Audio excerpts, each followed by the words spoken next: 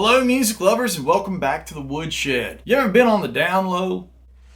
The real down low. You need this. This is a baritone guitar. Never heard of a baritone guitar? Don't know what it is? Don't know what it does? Well, hang out here. My good buddy Mark Lettieri is going to chime in and we're going to talk the down low. The deep, baby. Roll it.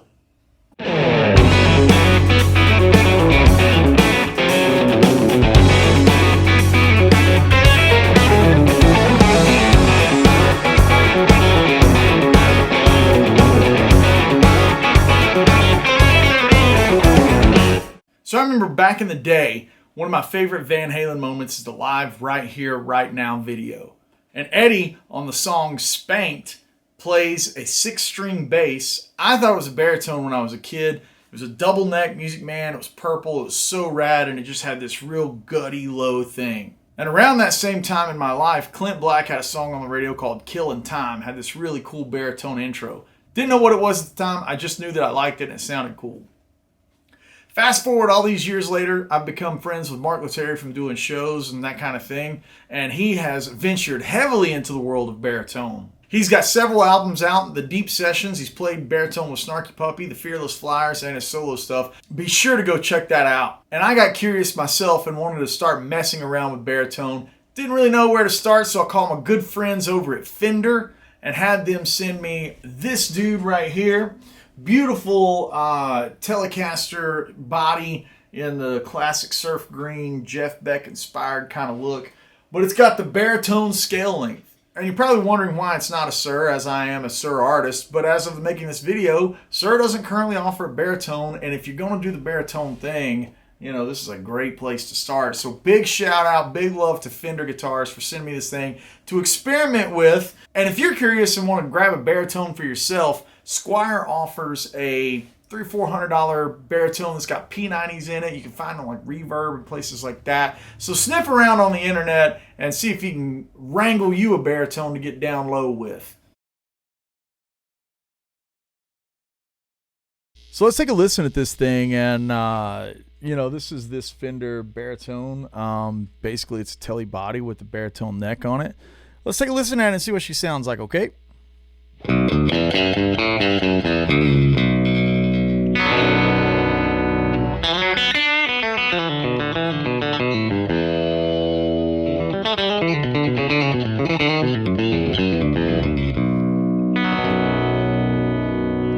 So you can tell it's nice and low. It's got that real gutty kind of sound. I equate it to some of that spaghetti western.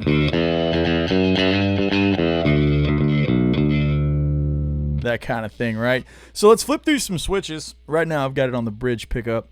There's a push button right here. We're going to get to that in just a second. On the bridge, it doesn't do anything. Moving into the next position.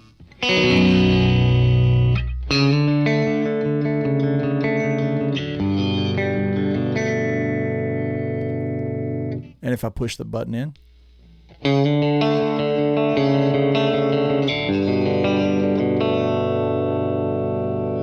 really pretty kind of sound right there. One more time.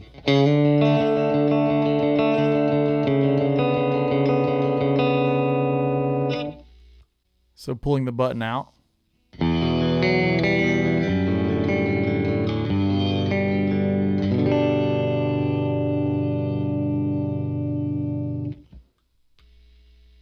Moving into the next position. So this is a 4 position. 1, 2, 3, 4. So let's go to that.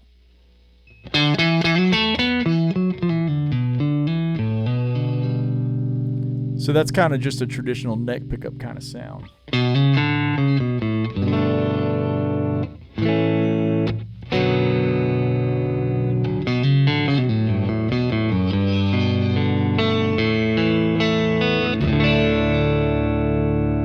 Pressing the button in.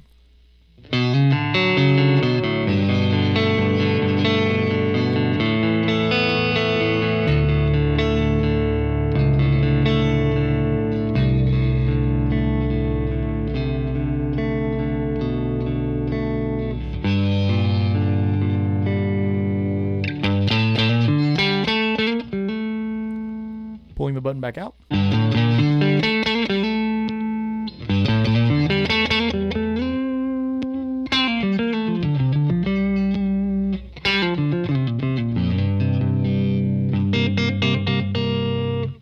last position. That's really cool to me. That's definitely like that spaghetti western kind of sound.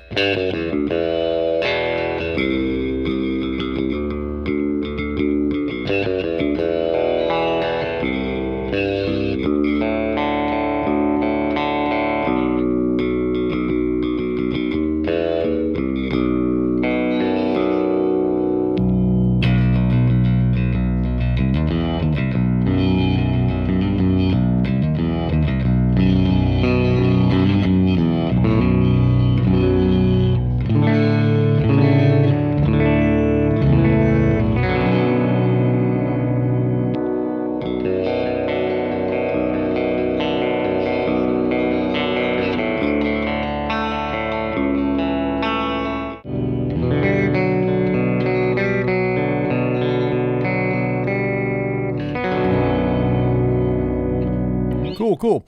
All right, let's take a listen at it with some dirt real quick. I'll roll through the same kind of sounds. I'm using a Axe Effects right now. All right, so I've got a Friedman preset here. Let's take a listen to what that sounds like.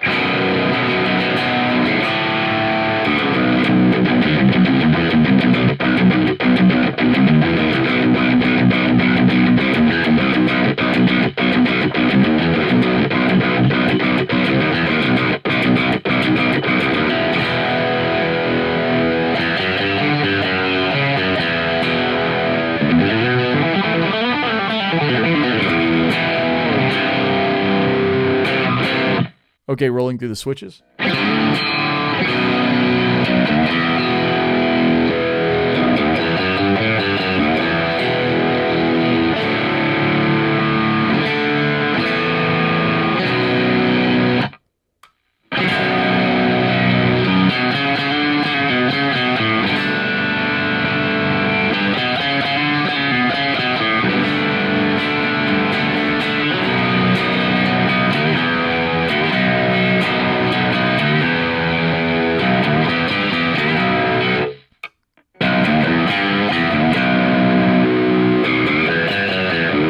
Again, I really love that weird lo-fi out of phase one.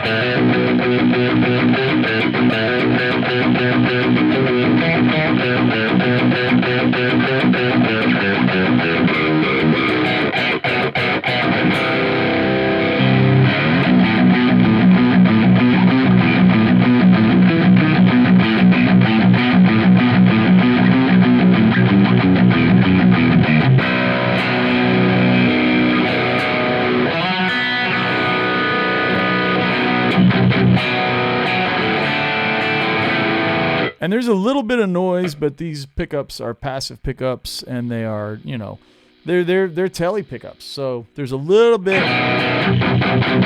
right there, just a little bit of noise. But in some of the other positions, not at all. So that's what it sounds like, clean and dirty. And yeah, baritone time. Let's get low. Now let's jump over to Mark Lettieri and talk some baritone with the man, the expert himself. Check it out. All right, everyone. We have my good friend Mark Lettieri here, and there's no better expert in the realm of the down low, all things low, baritonisms. Mark Lettieri. I was texting him this morning, and I was like, "Hey, bro, what's your favorite riff? What's your favorite tuning? Blah blah." I'm putting this video together. He's like, "Hey, man, I'll just get on there and we can just talk." Great. Hello, music lovers. Yeah. All right. Where's your hat, dude?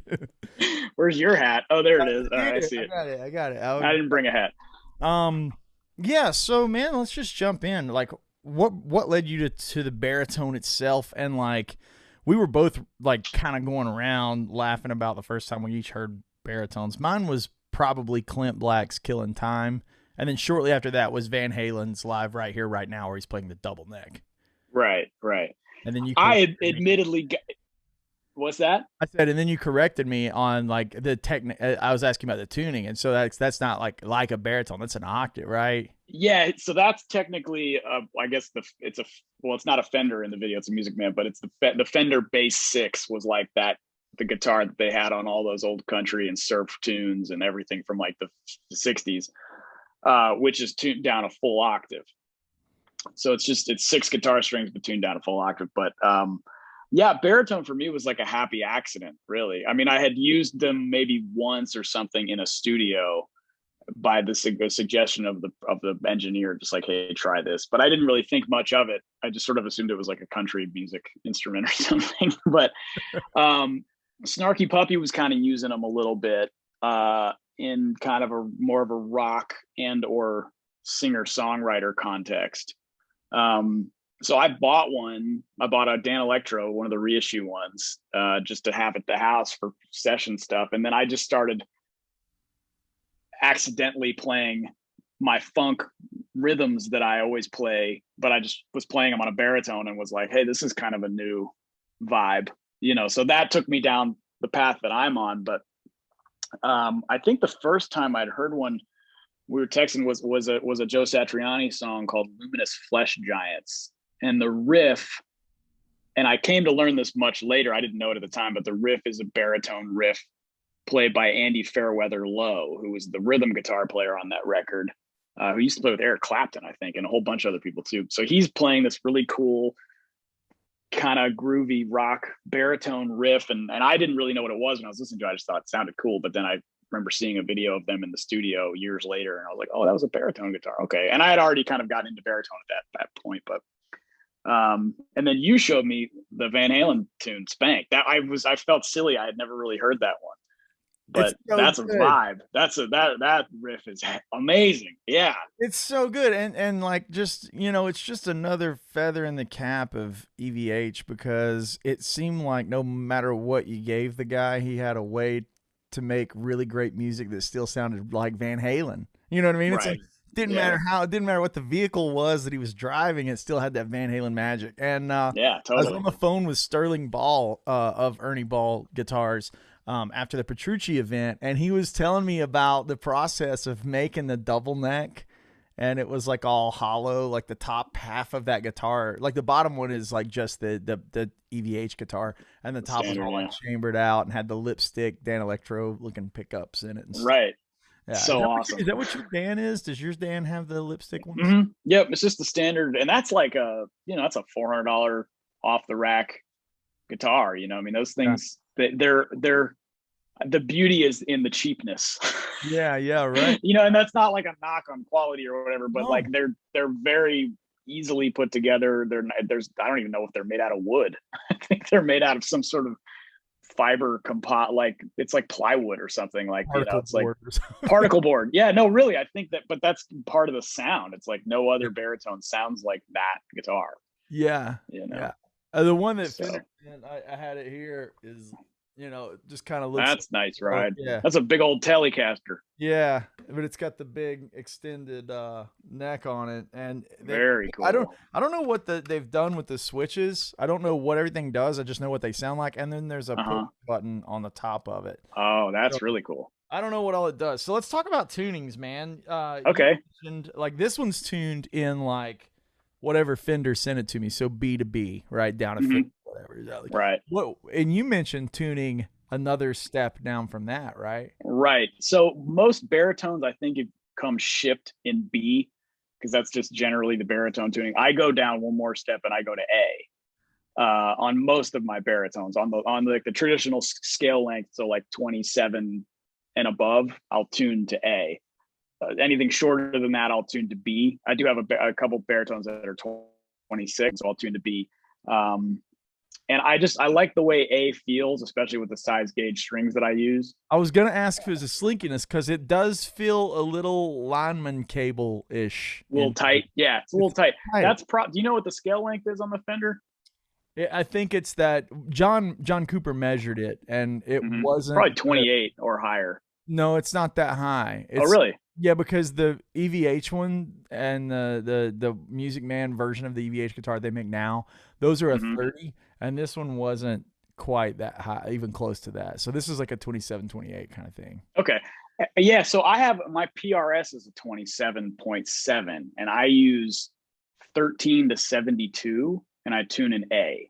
And you bring her down, yeah. And I bring it down. My Supro is like 26, and I use 14s tuned to B. Okay, yeah. And then the other two, like the Dan Electro and then the Bocce, which is that wild white Italian one, that I use a lot. Those are 29 or 30 inch, I think. And so So you I think could they're 29. So the I use huh? when it's at 30, you could do the octave on one of those. Maybe. I don't think they're I think they're 29, those two. Okay. I don't have a full 30 bass 6. I do have, which is really cool. It's a fan fret guitar by Hybrid Guitars. Like and it's got its yeah, I have one of those. Okay. Yeah, but mine is set up like a bass 6. Yeah. But the pickups are more voiced like a bass guitar. Right. So I actually play a lot of bass parts on that guitar, but I play guitar parts in bass octave, so it's just totally cheating. Yeah. Sure. You know. All of a so sudden, yeah, you do the Adam Nitty licks, but it's easy. It's not exactly. Yeah, right. It's like he's sweep picking. How is he doing that? But yeah, so I've kind of amassed a bit of a collection. Not too many of them, but yeah, it's just a lot of different string gauge you got to mess around with. Yeah. You know, that's a great segue though. A natural segue, as they say in talk show host. How, like, you amassed a great collection because you're the guy making the music. So how many albums have you done now that have baritone on it, and then how many are like baritone albums? Because you were like experimenting on records before the deep sessions, right? Right. Yep. Well, I've done it on a couple of Snarky Puppy records for sure. And then I have two of my records where baritone makes an appearance, and then I have 2 more that are not strictly 100% baritone, but it's written around that guitar. Yeah. So yeah, I've been diving deep for the last several years. I love it, dude. I'm so glad you could jump in here and chat with us. Yeah, of course, is there a favorite way? Let's like this is introductory. Like, I've never owned a baritone. This is number 1 for me. I'm surprised this is your first one. Well, I mean, you know what it was? Is just like I genuinely was listening to the deep sessions when they came out, and I was like, oh man, wouldn't that be cool to kind of, you know, do my thing with, because you and I don't play the same way. I was like, but the mentality is like, play like yourself on a different instrument. It goes back to the Eddie Van Halen thing. He still sounds like Eddie Van Halen playing that low guitar. So it was inspiring to me. So I was like, I'll get one. We were doing Woodshed camp. I wanted you to have a backup. You know, it's like, so the perfect timing to like get one and mess with it. So with that kind of idea of, you've never had a baritone before, or maybe you're inspiring somebody right now watching this, what is the process to dialing in a good baritone sound on a traditional guitar amp? Like, what do you change? What do you kind of aim at? Or do you just like, hey, this is my tone and now I'm playing baritone? Honestly, I just plug it in and leave it the same. Yeah. The only thing I do differently, if I'm playing live, I have a compressor pedal that I use strictly as a volume control to even out the levels between my standard and my baritone, just so the front of house guy isn't having to freak out. Is the baritone hotter or something? It's a lot hotter. Yeah. Well, you get that much metal going through the pickups, they're just going to be louder. Yeah. And so, I mean, none of my baritones have high output pickups. It's just a matter of like this size versus, you know.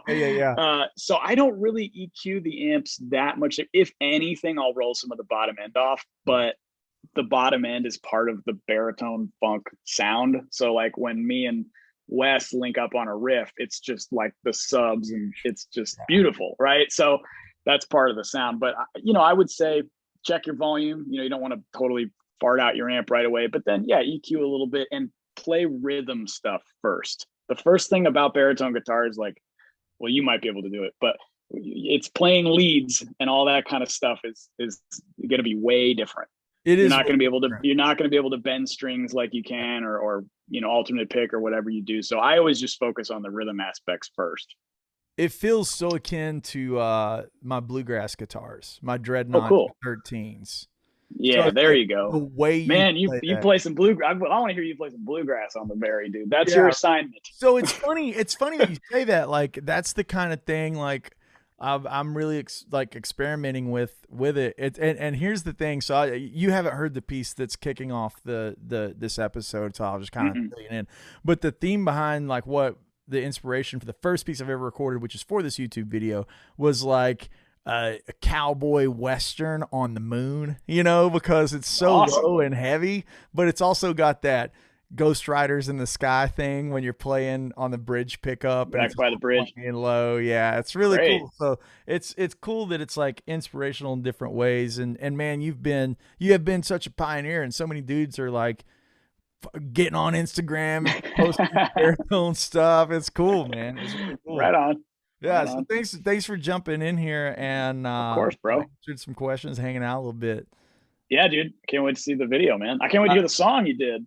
I'm excited. It really is inspiring to kind of just experiment around with it and see what happens. But yeah, I mean, and man, still you play some baritone with Fearless Flyers, right? Like yeah, I mean, yeah, that's so exactly, yeah. So that's not including the 3 that we've done. So yeah, I know my way around the old baritone, I think, by this point, but there's still plenty to learn. Yeah, obviously. If you guys haven't heard any of those records or checked out the videos or anything, it's all just top shelf, man. Check it out. Mark, thanks for hanging, dude. Dude, thanks, bro. Talk soon, man. All right, buddy. Well, thanks for hanging out with me and Mark this week on the Woodshed. I invite all of you to check out that lovely baritone music that Mark makes with the Fearless Flyers, Snarky Puppy, and his own solo stuff.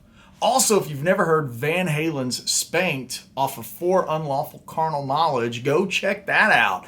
It's awesome that Ed can sound like Ed on anything, and that personality comes through. That's the magic of music to me, is when no matter what kind of guitar, what kind of instrument, what kind of rig, you always sound like yourself, and you got this huge personality in your own playing and your own statement. That's the juice, baby. And just for fun, if you feel like a trip down 90s country nostalgia lane, check out Killin' Time by Clint Black. That's the first baritone I ever heard. Thanks for hanging out this week in the Woodshed. If you're looking for lessons, videos, exclusive content, discounts on things like Woodshed Guitar Experience, if you're looking for tabs, backing tracks, weekly live Zoom masterclass, access to a private Discord server, all of that stuff can be found at patreon.com/AndyWoodMusic. We have a great community over there with a ton of killer players. We've got guys that transcribe all kinds of things. We got guys that talk about gear and share all kinds of experience in mixing and sound. And of course, there's hundreds of exclusive lesson videos from me. So please jump over to patreon.com/AndyWoodMusic. All right, to contact me, see where I'm playing, check out who I'm on tour with, what city I'm going to be in, go to andywoodmusic.com.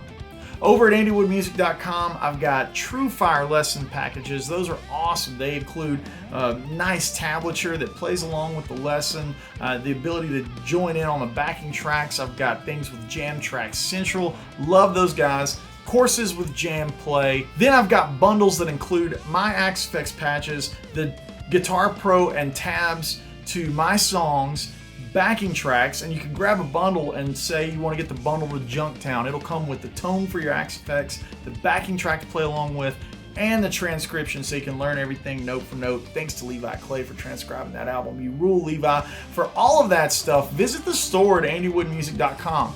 That store can also link you up with Wampler, the Gearbox. It can also link you up with Sir to grab my signature model guitar, my compressor, and all of those tonal delights. Again, jump over to andywoodmusic.com for all of that good info. We'll see you next week.